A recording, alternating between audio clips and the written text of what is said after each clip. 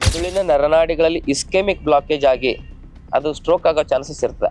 ಈ ಗಂಟುಗಳು ಕರಗಲಿಕ್ಕೆ ಉಪಯೋಗ ಆಗುತ್ತೆ. ಈ ಲೈಪೋಮ ಗಡ್ಡೆಗಳು ಅಲ್ಲೆಲ್ಲ ಗಡ್ಡೆಗಳಾಗಿರ್ತವೆ, ಅದೇ ಮುಂದೆ ಕ್ಯಾನ್ಸರಸ್ ಆಗಿ ಕನ್ವರ್ಟ್ ಆಗೋ ಚಾನ್ಸಸ್ ಇರ್ತವೆ. ಒಂದು 4 ಎಸಳು ಬೆಳ್ಳುಳ್ಳಿ, ಅದರಲ್ಲಿ ಒಂದು ಅರ್ಧ ಇಂಚ್ ಹಸಿ ಶುಂಠಿ ಮಿಕ್ಸ್ ಮಾಡಿ ಆಗುತ್ತೆ ತಿನ್ನೋದ್ರಿಂದ ಬೊಜ್ಜು ಕರಗುತ್ತೆ. BP ಶುಗರ್ ರಿವರ್ಸ್ ಆಗ್ಲಿಕ್ಕೆ ಇದು ಉಪಯೋಗ ಆಗುತ್ತೆ. ಪ್ರಾರಂಭಿಕ ಹಂತದಲ್ಲಿ ಸಮಸ್ಯೆಗಳಿದ್ರೆ ನಿವಾರಣೆ ಆಗ್ತವೆ. ಜಾಸ್ತಿ ಇದ್ದಾಗ ಆಯುರ್ವೇದ ಔಷಧಿಗಳ ಜೊತೆಗೆ ಇದನ್ನು ಬೆಳ್ಳುಳ್ಳಿ ಸೇವನೆ ಮಾಡೋದ್ರಿಂದ ಆ ಸಮಸ್ಯೆ ಬೇಗ ನಿವಾರಣೆ ಆಗ್ಲಿಕ್ಕೆ ಇದು ಸಹಾಯ ಆಗ್ತದೆ.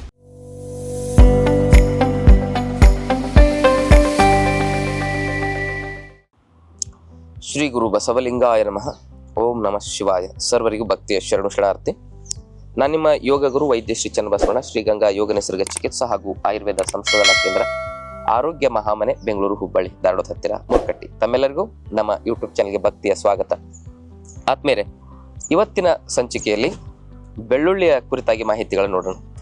ಬೆಳ್ಳುಳ್ಳಿ ಒಂದು ಅದ್ಭುತವಾಗಿರತಕ್ಕಂಥ ಆಹಾರ ಪದಾರ್ಥ. ಇದರ ಒಂದು ಗುಣಧರ್ಮವನ್ನು ನಾವು ನೋಡ್ತಾ ಹೋದರೆ ಇದು ಸಂಜೀವಿನಿ ಅಂತ ನಾವು ಹೇಳಬಹುದು. ಬೆಳ್ಳುಳ್ಳಿಯ ಗುಣಧರ್ಮ ವಾತ ಮತ್ತು ಕಫ ರೋಗಗಳಲ್ಲಿ ಅದ್ಭುತವಾಗಿ ಇದು ಪರಿಹಾರವನ್ನು ನೀಡುತ್ತದೆ. ಇದು ಉಷ್ಣವೀರ್ಯ ಗುಣಧರ್ಮವನ್ನು ಹೊಂದಿದೆ ಮತ್ತು ಸರ್ ಅನ್ನುವ ಒಂದು ಗುಣಧರ್ಮ ಹೊಂದಿದೆ. ಸರ್ ಅಂದರೆ ಸರ್ಕ್ಯುಲೇಷನ್ಗೆ ಉಪಯುಕ್ತವಾಗಿರ್ತಕ್ಕಂಥದ್ದು, ಬ್ಲಾಕೇಜಸ್ ಅನ್ನು ರಿವರ್ಸ್ ಮಾಡ್ತಕ್ಕಂಥ ಗುಣಧರ್ಮವನ್ನು ಹೊಂದಿದೆ. ಇದು ಅಂಟಾದ ಒಂದು ಗುಣಧರ್ಮವನ್ನು ಹೊಂದಿದೆ. ಬೆಳ್ಳುಳ್ಳಿ ಹಿಂಗೆ ಹಿಚ್ಚಿಕ್ ನೋಡ್ಬೇಕಾದ್ರೆ ಅಂಟು ಅನಿಸ್ತದೆ, ಅದಕ್ಕೆ ಪಿಚ್ಚಿಲ್ ಅಂತ ಕರೀತಾರೆ. ಪಿಚ್ಚಿಲ್ ಅಂದ್ರೆ ಅಂಟಿನ ಸ್ವಭಾವ. ಹಾಗೆ ಇದು ಸ್ನಿಗ್ಧ ಗುಣಧರ್ಮವನ್ನು ಹೊಂದಿದೆ, ಉಷ್ಣವೀರ್ಯ ಗುಣಧರ್ಮವನ್ನು ಹೊಂದಿದೆ. ಆಮೇಲೆ ಹುಳಿ ಒಂದು ಬಿಟ್ರೆ ಎಲ್ಲಾ ರಸಗಳು ಇದರಲ್ಲಿದ್ದಾವೆ. ಟೇಸ್ಟ್ ಅಂದ್ರೆ ಇದು ಸಿಹಿ ಇದೆ, ಖಾರ ಇದೆ, ಉಪ್ಪಿನ ರುಚಿ ಇದೆ, ಕಹಿ ಇದೆ, ಕಷಾಯ ರಸನು ಕೂಡ, ಒಗರು ರಸನು ಕೂಡ ಇದರಲ್ಲಿದ್ದಾವೆ. ಆದರೆ ಹುಳಿ ಒಂದು ಮಾತ್ರ ಇಲ್ಲ. ಷಡ್ರಸಗಳಲ್ಲಿ ಮಧುರ, ಆಮ್ಲ, ಲವಣ, ಕಟು, ತಿಕ್ತ, ಕಷಾಯ ಅಂದ್ರೆ ಉಪ್ಪು, ಹುಳಿ, ಖಾರ, ಸಿಹಿ, ಒಗರು, ಕಹಿ. ಇದರಲ್ಲಿ ಹುಳಿ ಒಂದು ಬಿಟ್ಟು ಎಲ್ಲ ರುಚಿಗಳನ್ನ ಇದು ಹೊಂದಿದೆ. ಆಮೇಲೆ ಇದು ಜೀರ್ಣ ಆದಮೇಲೆ ಇದರ ಒಂದು ವಿಪಾಕವನ್ನ ನಾವು ನೋಡ್ತಾ ಹೋದ್ರೆ ಇದು ಕಟು ವಿಪಾಕವನ್ನ ಧಾರಣೆ ಮಾಡ್ತದೆ. ಹಾಗೆ ಇದು ನಮ್ಮ ಶರೀರದಲ್ಲಿ ವಾತದಿಂದ ಬರುವ 80 ರೋಗ, ಕಫದಿಂದ ಬರುವ 20 ರೋಗ, ಟೋಟಲ್ 100 ರೋಗಗಳನ್ನ ಬರದಂತೆ ತಡೆಯುವ ಶಕ್ತಿಯನ್ನು ಹೊಂದಿದೆ. ಅಂತ ವಾತ ರೋಗಗಳಲ್ಲಿ, ಪಿತ್ತ ರೋಗಗಳಲ್ಲಿ ಇದರ ಬಳಕೆಯನ್ನು ಮಾಡೋದ್ರಿಂದ ಪ್ರಾರಂಭಿಕ ಹಂತದಲ್ಲಿ ಸಮಸ್ಯೆಗಳಿದ್ರೆ ನಿವಾರಣೆ ಆಗ್ತವೆ. ಜಾಸ್ತಿ ಇದ್ದಾಗ ಆಯುರ್ವೇದ ಔಷಧಿಗಳ ಜೊತೆಗೆ ಇದನ್ನು ಬೆಳ್ಳುಳ್ಳಿ ಸೇವನೆ ಮಾಡೋದ್ರಿಂದ ಆ ಸಮಸ್ಯೆ ಬೇಗ ನಿವಾರಣೆ ಆಗ್ಲಿಕ್ಕೆ ಇದು ಸಹಾಯ ಆಗ್ತದೆ. ಹಾಗಿದ್ರೆ ಯಾವ್ಯಾವ ಕಾಯಿಲೆಗಳಲ್ಲಿ ಇದನ್ನು ಹೇಗೆ ಬಳಸೋದಿಲ್ಲ ಅನ್ನೋದನ್ನ ನೋಡೋಣ. ಮೊದಲು ಯಾಕೆ ನಾನು ಗುಣಧರ್ಮ ಹೇಳ್ತೀನಿ ಅಂದ್ರೆ, ಗುಣಧರ್ಮವನ್ನ ತಿಳ್ಕೊಳ್ಳದೆ ಯಾವುದೇ ಪದಾರ್ಥವನ್ನ ಬಳಸಿದರೆ ಅದರಿಂದ ಹಾನಿಗಳಾಗ್ತವೆ. ನೋಡಿ, ಇದು ಪಿತ್ತವನ್ನ ವೃದ್ಧಿ ಮಾಡುತ್ತೆ, ವಾತ ಮತ್ತು ಕಫವನ್ನ ನಿವಾರಣೆ ಮಾಡ್ತದೆ, ಶಮನ ಮಾಡುತ್ತೆ. ಅದಕ್ಕೆ ಪಿತ್ತ ಪ್ರಕೃತಿ ಇರೋರು ಬೆಳ್ಳುಳ್ಳಿ ಸೇವನೆ ಮಾಡಬೇಕಂದ್ರೆ ಕಂಪಲ್ಸರಿ ಅದರ ಜೊತೆಗೆ ತುಪ್ಪ ಇರಲೇಬೇಕು. ಹಾಗಾಗಿ ಇದನ್ನ ಯಾವ್ಯಾವ ಸಮಸ್ಯೆಗಳಲ್ಲಿ ಹೇಗೆ ಸೇವನೆ ಮಾಡೋದು ಅನ್ನೋದನ್ನ ನೋಡೋಣ.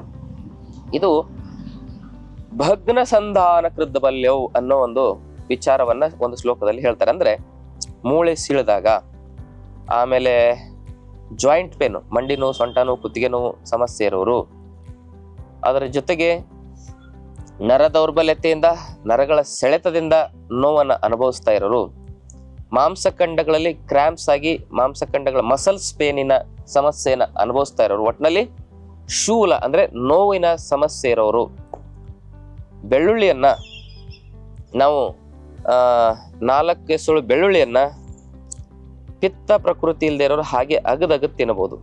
ಪಿತ್ತ ಪ್ರಕೃತಿ ಇರೋರು ಅದನ್ನ 4 ಎಸಳು ಬೆಳ್ಳುಳ್ಳಿ 1 ಚಮಚ ತುಪ್ಪವನ್ನು ಬೆರೆಸಿ ಅಗದು ತಿನ್ನಬಹುದು. ಈ ರೀತಿ ಮಾಡೋದ್ರಿಂದ ಈ ಎಲ್ಲ ಸಮಸ್ಯೆಗಳನ್ನ ನಾವು ಸರಿಪಡಿಸ್ಕೋಬಹುದು. ಅಥವಾ ಲೆಸುನ ಕ್ಷೀರ ಪಾಕವನ್ನ ಮಾಡಿ ಸೇವನೆ ಮಾಡೋದು, ಅದರಿಂದನೂ ಕೂಡ ವಾತ ರೋಗಗಳಿಂದ, ನರ ದೌರ್ಬಲ್ಯತೆ, ಮಾಂಸಖಂಡಗಳ ದೌರ್ಬಲ್ಯತೆಯಿಂದ ಬರತಕ್ಕಂಥ ಈ ನೋವಿನ ಸಮಸ್ಯೆಗೆ ಪರಿಹಾರ ಕಂಡುಕೊಳ್ಬಹುದು. ಲೆಸುನ ಕ್ಷೀರ ಪಾಕ ಮಾಡೋದು ಹೇಗೆ ಅಂದ್ರೆ, ಒಂದು 4 ರಿಂದ 6 ಬೆಳ್ಳುಳ್ಳಿಯನ್ನು ಜಜ್ಜಿ 1 ಲೋಟ ಹಾಲು, ಅರ್ಧ ಲೋಟ ನೀರಿನಲ್ಲಿ ಮಿಶ್ರಣ ಮಾಡಿ, 1 ಲೋಟ ಹಾಲು, ಅರ್ಧ ಲೋಟ ನೀರು ಮಿಶ್ರಣ ಮಾಡಬೇಕು. ಅದನ್ನ ಕುದಿಸ್ತಾ ಇರಬೇಕು. ಅದು ಕುದಿಯೋ ಟೈಮಲ್ಲಿ ಒಂದು 6 ರಿಂದ 8 ಬೆಳ್ಳುಳ್ಳಿ ಹೆಸರನ್ನು ಜಜ್ಜಿ ಅದ್ರಲ್ಲಿ ಹಾಕಬೇಕು. ಅದು ಕುದ್ದು ಅರ್ಧ ಲೋಟ ನೀರನ್ನು ಮಿಶ್ರಣ ಮಾಡಿರ್ತಾವಲ್ಲ, ಅದು ಅರ್ಧ ಲೋಟದಷ್ಟು ಕರಗಿ ಹೋಗಬೇಕು. 1 ಲೋಟ ಉಳಿಬೇಕು. ಅದನ್ನು ಶೋಧಿಸಿ ನೀವು ಬೆಳಿಗ್ಗೆ ಖಾಲಿ ಹೊಟ್ಟೆಲಿ ಅಥವಾ ರಾತ್ರಿ ಮಲಗೋ ಮುನ್ನ ಸೇವನೆ ಮಾಡೋದ್ರಿಂದ ನೋವಿನ ಸಮಸ್ಯೆಗಳಿಗೆ ಪರಿಹಾರ.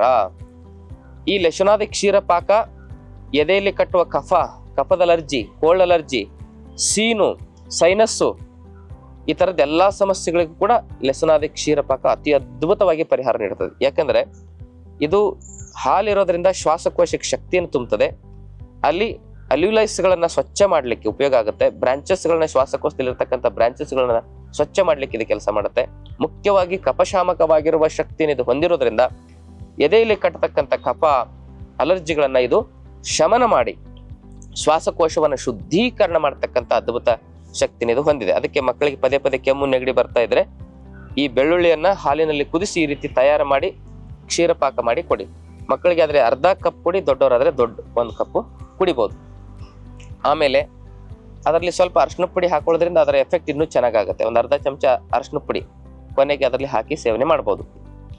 ಇನ್ನ ಈ ಬೆಳ್ಳುಳ್ಳಿಯನ್ನ ಬೆಳಗ್ಗೆ ಸಾಯಂಕಾಲ ಒಂದು 2 ಎಸಳು 2ರಿಂದ 3 ಎಸಳು ಅಗದು ತಿನ್ನೋದ್ರಿಂದ, ಹಸಿ ಶುಂಠಿ ಜೊತೆಗೆ ಅಗದು ತಿನ್ನೋದ್ರಿಂದ ಇನ್ನಷ್ಟು ಹೆಚ್ಚು ಲಾಭ. ಒಂದು 4 ಎಸಳು ಬೆಳ್ಳುಳ್ಳಿ ಅದರಲ್ಲಿ ಒಂದು ಅರ್ಧ ಇಂಚ್ ಹಸಿ ಶುಂಠಿ ಮಿಕ್ಸ್ ಮಾಡಿ ಅಗದು ತಿನ್ನೋದ್ರಿಂದ ಬೊಜ್ಜು ಕರಗುತ್ತೆ. BP ಶುಗರ್ ರಿವರ್ಸ್ ಆಗ್ಲಿಕ್ಕೆ ಇದು ಉಪಯೋಗ ಆಗುತ್ತೆ. ಹಾರ್ಟಲ್ಲಿರೋ ಬ್ಲಾಕೇಜ್ ಕರಗಲಿಕ್ಕೆ ತುಂಬಾ ಉಪಯೋಗ ಆಗುತ್ತೆ.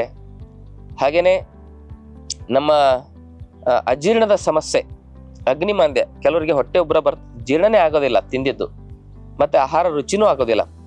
ಈ ಬೆಳ್ಳುಳ್ಳಿ ಹಸಿ ಶುಂಠಿ ಕಾಂಬಿನೇಷನ್ ಸೇವನೆ ಮಾಡೋದ್ರಿಂದ ದೀಪನ, ಪಾಚನ, ರೋಚನ. ದೀಪನ ಅಂದ್ರೆ ಹೊಟ್ಟೆ ಹಸಿವಾಗುತ್ತೆ, ಪಾಚನ ಅಂದ್ರೆ ತಿಂದಿದ್ದು ಜೀರ್ಣ ಆಗುತ್ತೆ, ರೋಚನ ಅಂದ್ರೆ ಬಾಯಿಯ ರುಚಿಯನ್ನ ಇದು ಹೆಚ್ಚಿಸಲಿಕ್ಕೆ ಉಪಯೋಗಕಾರಿಯಾಗಿ ಕೆಲಸ ಮಾಡುತ್ತೆ.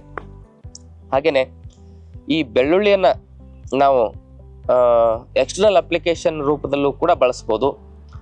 ಅದನ್ನ ತಿಳ್ಕೊಳ್ಳೋದಕ್ಕಿಂತ ಮೊದಲು ಇನ್ನು ಈ ಬೆಳ್ಳುಳ್ಳಿಯನ್ನು ಬೆಳಗ್ಗೆ ಸಂಜೆ ಅಗದು ತಿನ್ನೋದ್ರಿಂದ ಏನೇನು ಲಾಭಗಳಾಗುತ್ತೆ ಅನ್ನೋದನ್ನ ತಿಳ್ಕೊಂಬಿಡೋಣ. ಮೆದುಳು ಚುರುಕಾಗುತ್ತೆ. ಮೆದುಳಿನ ನರನಾಡಿಗಳಲ್ಲಿ ಇಸ್ಕೆಮಿಕ್ ಬ್ಲಾಕೇಜ್ ಆಗಿ ಅದು ಸ್ಟ್ರೋಕ್ ಆಗೋ ಚಾನ್ಸಸ್ ಇರ್ತದೆ. ಅಂತಹ ಸಂದರ್ಭದಲ್ಲಿ ಅಂತ ಬ್ಲಾಕೇಜ್ ಆದಾಗ ಪ್ರಾರಂಭಿಕ ಹಂತದಲ್ಲಿ ಇದರಿಂದ ಸೇವನೆ ಮಾಡೋದ್ರಿಂದ ಆ ಬ್ಲಾಕೇಜಸ್ಗಳು ರಿವರ್ಸ್ ಆಗ್ತವೆ. ಲಕ್ವ ಹೊಡೆದವರು, ಯಾವಾಗ ಲಕ್ವ ಹೊಡೆದು ಬಿದ್ದಿರ್ತಾರೆ, ಅವತ್ತಿನಿಂದ ಹಿಡಿದು 3 ದಿವಸ ಬೆಳ್ಳುಳ್ಳಿ ಅದರ ಜೊತೆಗೆ ಎಷ್ಟು ಅಂತ ಹೇಳಿದ್ರೆ ಒಂದು ಚಮಚ ಬೆಳ್ಳುಳ್ಳಿ ಪೇಸ್ಟು ಅಂದರೆ ಸುಮಾರು ಒಂದು 5-6 ಗ್ರಾಮ್, ಮತ್ತೆ ಒಂದು 5-6 ಗ್ರಾಮ್ನಷ್ಟು ಲವಂಗ, ಬೆಳ್ಳುಳ್ಳಿ, ಮತ್ತೆ ಒಂದು 5 ಗ್ರಾಮ್ನಷ್ಟು ಕಾಳುಮೆಣಸು, ಇವೆಲ್ಲವನ್ನು ಚೆನ್ನಾಗಿ ಏನ್ ಮಾಡ್ಬೇಕಂದ್ರೆ ಕುಟ್ಟಿ ಪುಡಿ ಮಾಡಿ ಮಿಶ್ರಣ ಮಾಡಬೇಕು. ಅದನ್ನ 1 ಮುಷ್ಟಿ ಗೋಧಿ ಹಿಟ್ಟಿನಲ್ಲಿ ಹಾಕಿ ಅದಕ್ಕೆ ಎಷ್ಟು ಹಿಟ್ಟು ಆಗ್ಲಿಕ್ಕೆ ಅದು ಚಪಾತಿ ಹದಕ್ಕೆ ಬರಬೇಕು, ಈ ಎಲ್ಲ 5-5 ಗ್ರಾಮ್ ಅದರಲ್ಲಿ ಹಾಕಿ ಗೋಧಿ ಹಿಟ್ಟು ಮಿಶ್ರಣ ಮಾಡಿ ಹಾಲು ಹಾಕಿ ಅದನ್ನ ಕಲಿಸ್ಕೋಬೇಕು. ಚಪಾತಿ ಹಿಟ್ಟು ತರ ಕಲಿಸ್ಕೊಂಡು ಅದರಿಂದ ಒಂದು ರೊಟ್ಟಿ ಮಾಡ್ಬೇಕು.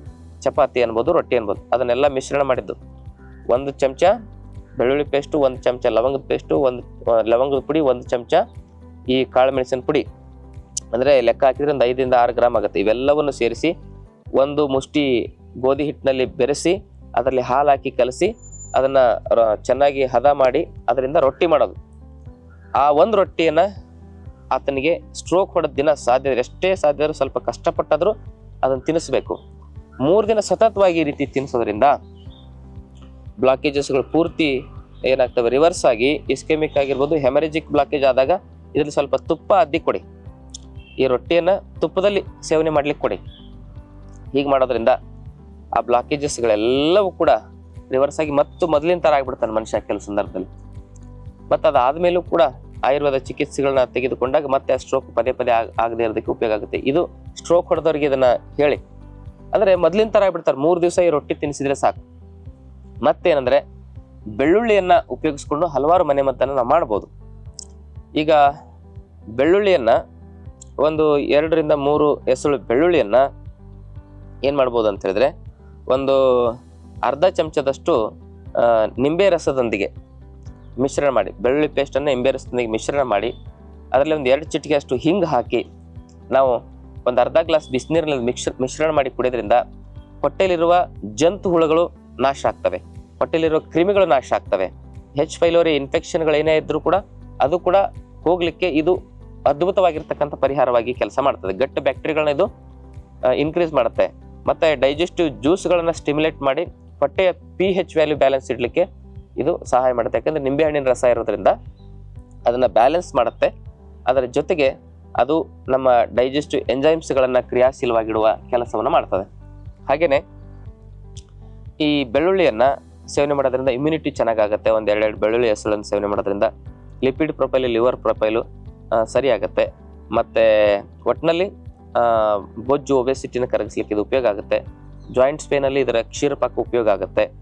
ಹಾಗೆಯೇ ವಾತ ಮತ್ತು ಕಫ ವಿಕಾರದಿಂದ ಬರ್ತಕ್ಕಂಥ ಸ್ಕಿನ್ ಅಲರ್ಜಿಗಳಲ್ಲಿ ಈ ಲೆಸನಾದಿ ಕ್ಷೀರಪಾಕವನ್ನು ಸೇವನೆ ಮಾಡೋದು ಉಪಯೋಗ ಆಗುತ್ತೆ. ಪಿತ್ತ ವಿಕಾರದಿಂದ ಬರೋ ಚರ್ಮ ರೋಗಗಳಲ್ಲಿ ಇದನ್ನು ಬಳಸಬಾರ್ದು. ಅದು ಯಾವ ವಿಕಾರದಿಂದ ಬಂದಿದೆ ಅಂತ ಗೊತ್ತಾಗಬೇಕಂದ್ರೆ ವೈದ್ಯರ ಹತ್ರ ಹೋಗಿ ನಾಡಿ ಪರೀಕ್ಷೆ ಮಾಡ್ಕೋಬೇಕು. ಹಾಗೆ ಇದು ನರನಾಡಿಗಳಲ್ಲಿ ಚೈತನ್ಯ ತಂದು ಕೊಡ್ತದೆ. ಹಾಗೂ ಇದೊಂದು ಕಾಮೋತ್ತೇಜಕ ಅಂತ ಹೇಳ್ತಾರೆ. ಯಾರಿಗೆ ಅಂತ ಸಮಸ್ಯೆಗಳಿರ್ತವೆ, ಪರ್ಸನಲ್ ಸಮಸ್ಯೆಗಳು, ಅಂಥವ್ರು ಬೆಳ್ಳುಳ್ಳಿಯನ್ನು ಒಂದು 4 ಎಸಳು ಬೆಳ್ಳುಳ್ಳಿಯನ್ನು ಒಂದು 4 ಲವಂಗದ ಜೊತೆಗೆ ಮಿಶ್ರಣ ಮಾಡಿ ಅಗದಗದು ತಿಂದು ಅದಾದಮೇಲೆ ಒಂದು ಸ್ಪೂನ್ ತುಪ್ಪವನ್ನು ತಿನ್ನೋದ್ರಿಂದ ಇದು ವಾಜಿ ಕಾರಣವಾಗಿ ರಸಾಯನವಾಗಿನೂ ಕೂಡ ಕೆಲಸ ಮಾಡುತ್ತೆ. ಅದರ ಜೊತೆಗೆ ಮತ್ತೇನಂತ ಹೇಳಿದ್ರೆ ಇದರ ಸೇವನೆ ಮಾಡೋದ್ರಿಂದ ನಮ್ಮ ಶರೀರದಲ್ಲಿ ಈ ಗಂಟುಗಳು ಕರಗಲಿಕ್ಕೆ ಉಪಯೋಗ ಆಗುತ್ತೆ. ಗುಲ್ಮಗಳು ಅಂತ ಹೇಳ್ತಾರೆ.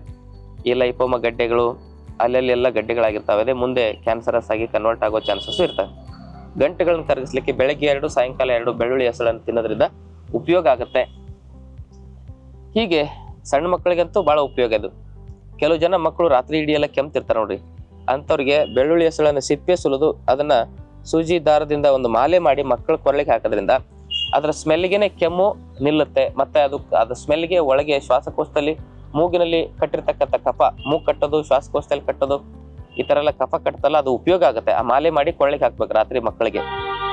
ಮತ್ತು ಕಿವಿ ಸೋರೋದು, ಕಿವಿಲಿ ಗುಯಿ ಅಂತ ಟಿನಿಟಸ್ ಶಬ್ದ ಬರ್ತಿರ್ತಲ್ಲ, ಅಂಥವ್ರು ಪ್ರಾರಂಭಿಕ ಅವಸ್ಥೆಯಲ್ಲಿದ್ದರೆ ಅದನ್ನು ಸರಿ ಮಾಡ್ಕೊಳ್ಳಿಕ್ಕೆ ಒಂದು ಬೆಳ್ಳುಳ್ಳಿನ ಒಂದು 4 ರಿಂದ 8 ಬೆಳ್ಳುಳ್ಳಿ ಹೆಸಳನ್ನು ನಾವು ಜಜ್ಜಿ ಒಂದು 4 ಚಮಚ ಕೊಬ್ಬರಿ ಎಣ್ಣೆಯಲ್ಲಿ ಕುದಿಸಿ ಅದನ್ನು ಶೋಧಿಸಿ ಇಟ್ಕೋಬೇಕು. ಅದನ್ನು ಕಿವಿಗೆ 4 ಹನಿ ಹಾಕೋದ್ರಿಂದ ಕಿವಿ ಸೋರೋದು, ಕಿವಿ ನೋವು ಸಮಸ್ಯೆ ಕಮ್ಮಿ ಆಗುತ್ತೆ. ಹಾಗೆಯೇ ಕಿವಿಲಿ ಹೋಲಾಗಿರೋರು ಈ ಡ್ರಾಪನ್ನು ಹಾಕಬಾರ್ದು. ವೈದ್ಯರ ಸಲಹೆ ಪಡ್ಕೊಂಡು ಕಿವಿಲಿ ಹೋಲಾಗದಿದ್ರೆ ಹಾಕಬಹುದು, ಕಿವಿಲಿ ಹೋಲಾದರೆ ಹಾಕಬಾರ್ದು. ಇದಿಷ್ಟು ಈ ಒಂದು ಬೆಳ್ಳುಳ್ಳಿ ಪ್ರಯೋಜನಗಳು. ಇನ್ನೂ ಹಲವಾರು ಪ್ರಯೋಜನಗಳಿದಾವೆ. ಮುಖ್ಯವಾಗಿರ್ತಕ್ಕಂಥ ವಿಚಾರಗಳನ್ನ ಹಂಚ್ಕೊಂಡಿದ್ದೇನೆ. ನೆನಪಾಗಿರೋದು ಈ ಕ್ಷಣದಲ್ಲಿ ನಾನು ನೆನಪಾಗಿರೋದು ಹಂಚ್ಕೊಂಡಿದ್ದೇನೆ. ಏನಾದ್ರು ಡೌಟ್ ಇದ್ರೆ ಕಮೆಂಟ್ ಮೂಲಕ ತಾವು ಪ್ರಶ್ನೆ ಕೇಳ್ಬೋದು. ಮತ್ತೆ ಈ ಮಾಹಿತಿನ ಎಲ್ಲರಿಗೂ ಶೇರ್ ಮಾಡಿ, ಜೊತೆಗೆ ಚಾನಲ್ನ ಸಬ್ಸ್ಕ್ರೈಬ್ ಮಾಡ್ಕೊಳ್ಳಿ. ಗುಣವಾಗದ ಕಠಿಣ ಕಾಯಿಲೆಗಳಿಗೆ ಆಯುರ್ವೇದ ಯೋಗ ಚಿಕಿತ್ಸೆಯ ಮೂಲಕ ನಾವು ಪರಿಹಾರ ಕಂಡುಕೊಳ್ಬೋದು. ಅಂತ ಆಯುರ್ವೇದ ಚಿಕಿತ್ಸೆಯ ತರಬೇತಿಯನ್ನು SSLC PUC ಓದಿರೋ ಮಕ್ಕಳಿಗೆ ನಾವು ಉಚಿತವಾಗಿ ಕೊಡ್ತಾ ಇದ್ದೇವೆ. ಅವರಿಗೆ ಡಿಪ್ಲೊಮಾ ಪಂಚಕರ್ಮ ಥೆರಪಿ ಅಂತ ಒಂದು ಕೋರ್ಸ್ ಮಾಡಿಸಿ, ಅದು ಸರ್ಟಿಫಿಕೇಶನ್ ಇರ್ತದೆ. ಯಾಕಂದ್ರೆ ಸರ್ಟಿಫಿಕೇಟ್ ಇದ್ರೆ ಮಾತ್ರ ನೀವು ಹೊರಗಡೆ ಕೆಲಸ ಮಾಡ್ಲಿಕ್ಕೆ ಆಗೋದು.